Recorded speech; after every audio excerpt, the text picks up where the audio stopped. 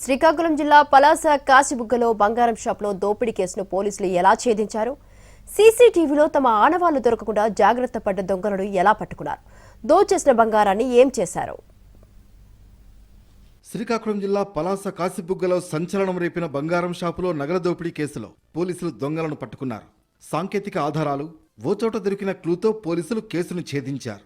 243 గ్రాముల బంగారాన్ని స్వాధీనం చేసుకున్నారు.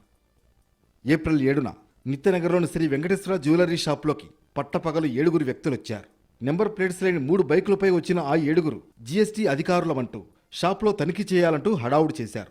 చేతులకు గ్లౌజులు, ముఖాలకు మాస్కులు ధరించారు. తుపాకీతో బెదిరించి ఓనర్ చేతులకు బేడీలు వేశారు. 800 గ్రాముల బంగారు నగలతో పారిపోయారు. బాధితుడు రామకృష్ణారావు ఇచ్చిన ఫిర్యాదుతో కాశీబుగ్గ పోలీసులు కేసు నమోదు చేసి దర్యాప్తు చేపట్టారు. ఒడిశాకు చెందిన రామచంద్ర సాహు, కూన బారిక్, ఖుర్దాకు చెందిన మనోజ్ బిహారీ పట్నాయక్, అదే ప్రాంతానికి చెందిన తపన్ మహారాణా, కాశీబుగ్గకు చెందిన పొట్నూరు తిరుమల పాత్రో ముఠాగా ఏర్పడ్డారు. మరికొందరితో కలిసి 4 నెలల్లో 3 సార్లు చోరీకి రెక్కీ నిర్వహించారు.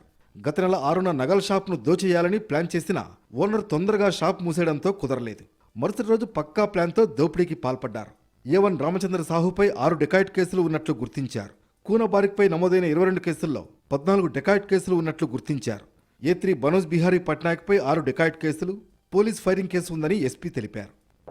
సో ఈ 5 మందిని ఈరోజు అరెస్ట్ చేయడం జరిగింది. వీళ్ళకి సంబంధించి మొత్తం ఈరోజు 243 గ్రామ్స్ గోల్డ్ రికవరీ చేయడం జరిగింది. దీంతో పాటుగా వీళ్ళు గోల్డ్ దొంగతనం చేసిన గోల్డ్ తోటి 2 కార్లు కొన్నారు. ఆ కార్లు కూడా 2 సీజ్ చేయడం జరిగింది. అవి కూడా రికవరీ చేయడం జరిగింది.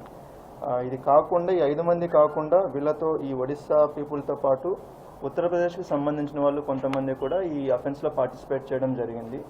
రామచంద్ర సాహు ఒడిశా నుంచి పలాసకు మకాం మార్చాడు. నిందితులు గతంలో ఒడిశాలో అరెస్ట్ అయిన కేసులో జైలు జీవితం గడిపారు. అక్కడ యూపీకి చెందిన మరికొందరితో స్నేహం పెంచుకుని కాశీబుగ్గలో దోపిడీకి ప్లాన్ చేసినట్లు విచారణలో తేలింది.